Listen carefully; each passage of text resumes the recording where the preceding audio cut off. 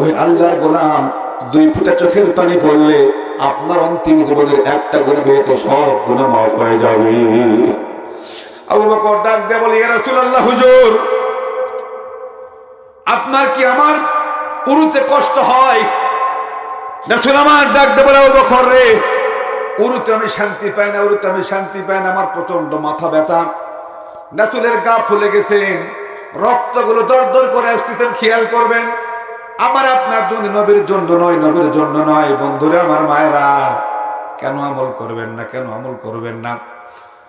হাদিস শরীফের মধ্যে আসছে, কেবলমাত্র সাহাবাকে দেখে বলে, ওই যে দেখা যায় সাদা একটা পাথর, ওই পাথরকে যে আমার নবী, আমি নবী সালাম দাও, এ পাথর নবী তোমাকে সালাম দিয়েছে। পাথর নিচ থেকে দৌড়ায় দৌড়ায় আসে আমার কাছে বালিশ হয়ে যাবে। শক্ত পাথর, শক্ত পাথর।